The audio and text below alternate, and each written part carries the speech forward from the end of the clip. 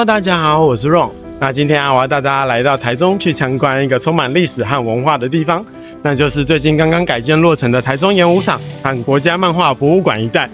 那这里不仅保存着完整的日据时期的历史建筑之外，还保存着台湾漫画历史发展历程等等的丰富内容。那今天的话，就让我们带你一起走进这座充满历史文化色彩的台中新地标，一起享受一趟台中的漫画之旅吧。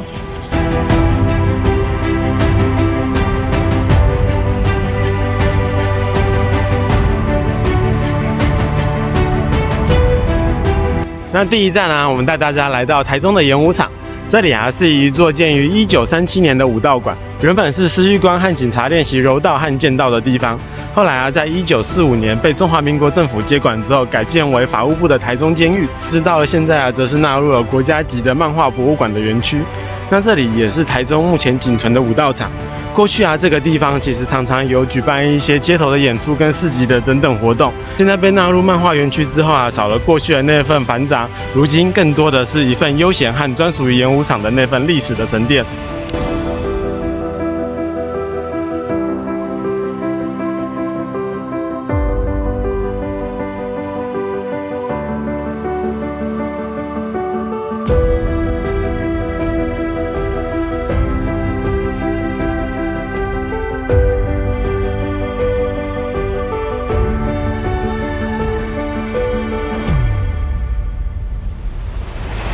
我们这边也有陈列着很多以前台漫的一些大奖的一些作品，在这个地方，其实穿梭在这个时光墙当中算是别有一番的滋味吧。台湾的漫画历程与历史是一个充满挑战与创新的故事，从日据时期的雏形，到戒严时期的审查与盗版，再到解严时候的著作权保障与多元发展，台湾的漫画家们不断的突破困境，展现出独特的风格与想象力。很钦佩台湾画家们的坚持与热情，他们不仅创作出反映时代与社会的作品，也开拓出了不同的类型和领域，丰富了台湾的文化多样性。他们也不断的与国际接轨，参与各类漫画展览和竞赛，获得了许多肯定和奖项，让台湾的漫画声名远播。接下来我们走到武道场旁边的国家漫画博物馆，这里是一座由文化部筹备的国家级的漫画博物馆。博物馆北侧的基地主建筑博物馆预计将会在2029年的时候才会正式对外开放。而我现在身后的这座东部基地它只是在去年的12月23号就已经开放免费参观。东侧基地它是由15栋日式的历史建筑所组成，将原本刑务所的典狱官舍跟狱场，还有一些原本的官用宿舍群修复整建之后，改建为展示的空间，还有餐饮空间跟一些主题的活动空间等等。目前这个地方也已经入驻了一些知名的 IP， 例如像是猫猫虫咖波等等。那现在的话，就让我们一起走进这一座以台湾漫画为主题的创意空间看看吧。园区内的林森路33号原本是台中刑务所的官舍群，后来经过活化利用后，保留了历史建筑的风貌，又增添了漫画的趣味和创意。在这边驻足停留，享受看漫画的时光，谁说那不是一种幸福呢？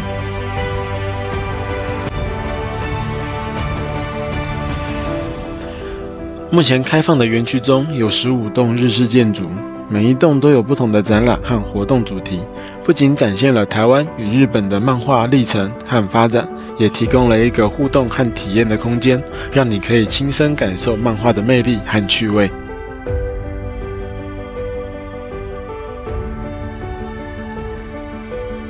另外国家漫画博物馆里面最有特色的东西就是这边的榕树群。他们这边的榕树群，就是因为他们这边都是日本的古建筑嘛，然后还加上一些的遗址什么的，那他们的树基本上都是长在他们原本的遗迹上面。后来因为房子倒塌之后，树根还维持了原本房屋的形状，所以它现在就是形成了这种就是树屋的这种模型，非常的特别。如果大家有来到这个地方可以看看就是建筑跟树的一个合体的一种共融，相当有意思。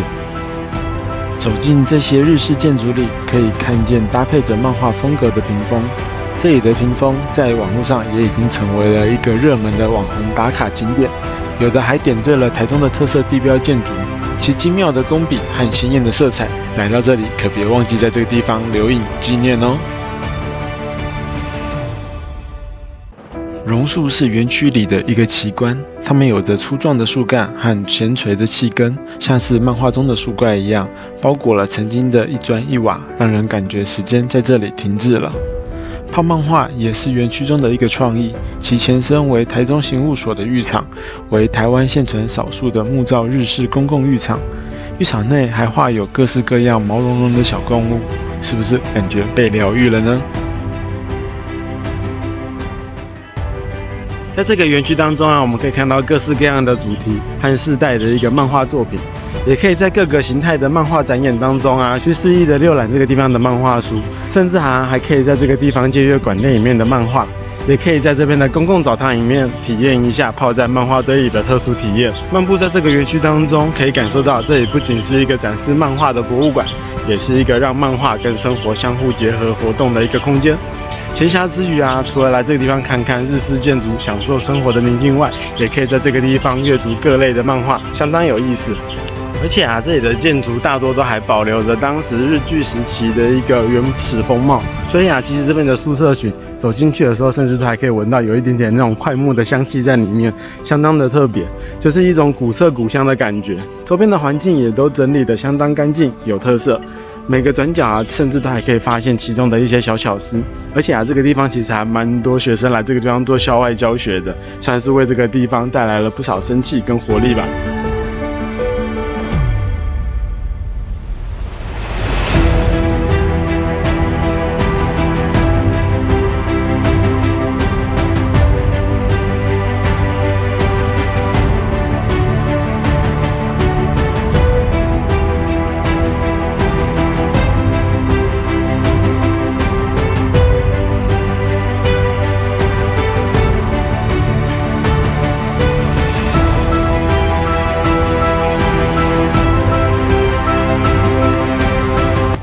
他们里面啊有好几栋建筑，每一栋建筑里面都是一个展览厅，里面啊就是各式各样的主题。像这一栋的话，它就是《阿甘正传》。刚刚我们在那边也有看到毛毛虫的，还有看到他们像是一些就是台湾原本土的一些漫画的一些展览，相当的有意思。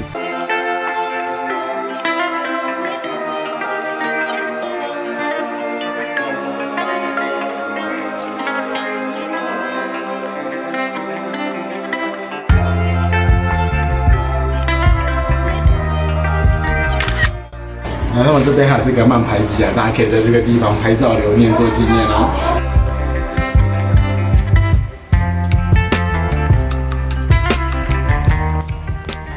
我们这边还有这个毛毛虫的展览，这真的好可爱哦。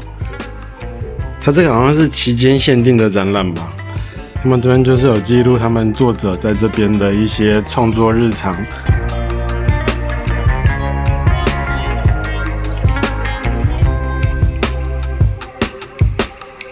在欣赏完台中演武场跟国家漫画馆的历史和文化之后，我们的肚子也有点饿了，是时候来品尝一下台中的美食。但是啊，我们这次介绍的美食可不一般，它是藏身在法院当中，想不到吧？原来上法院除了打官司之外，还可以填饱肚子。而且听说啊，这个地方不仅菜色丰富之外，价格也是相当的亲民实惠。那现在的话，就跟着我镜头进去一探究竟吧，猜猜看，在法院里面吃一餐到底要多少钱呢？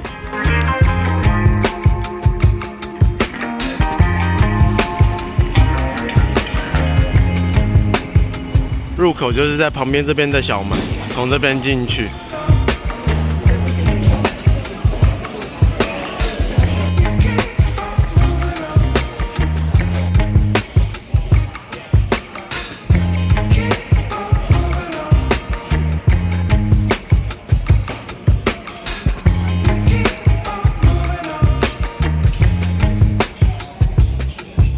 这边吃饭的人真的是超级多的，然后现在吃饭时间嘛，其实人蛮多的。我等一下就去夹菜吧。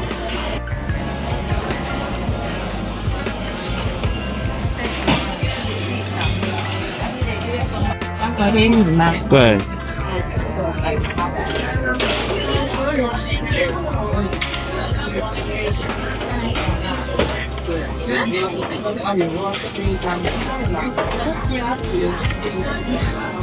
猜猜看会多少钱？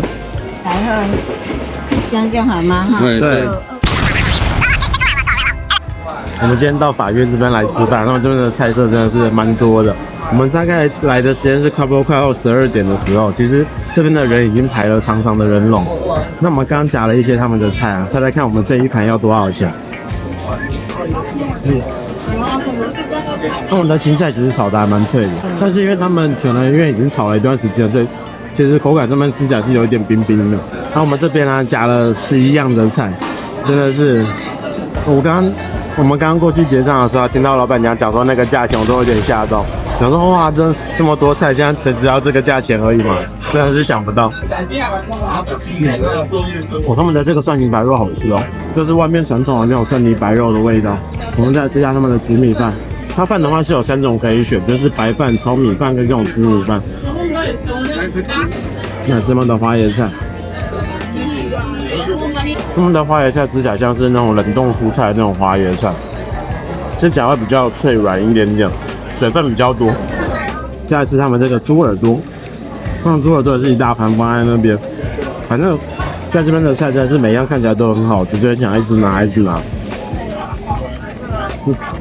就是外面的那种冷盘的那种猪耳朵，蛮香的，它有烟熏过。它跟我们外面一般吃到那种猪耳朵的味道有点不太一样。但我这种感觉就是自己有再下去再额外加工过的那种味道，就还蛮香的，我觉得。有点像火腿。再吃一下他们这个蚂蚁上醋，他们家的冬粉啊，看起来是比较粗一点的那种冬粉，试试看。哦，它蚂蚁上醋好好吃哦，虽然说它有点冷，但是它的那个虾皮的那个味道啊，炒得非常的入味。那这蚂蚁上醋真的是有水准的蚂蚁上醋哎，跟外面一般自助餐吃到的那种就是随便炒的那种感觉不太一样，它真的很香，又炒得入味。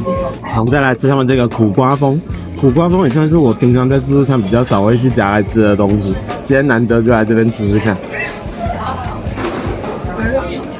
它这跟我小时候在吃那个 7的那个关东煮里面会出现的那种苦瓜风有点像，但他们的苦瓜稍微比较硬一点点，卤的时间感觉好像卤的不是很久，但是他们家的这个苦瓜风里面这个肉啊，这个内馅还蛮香的，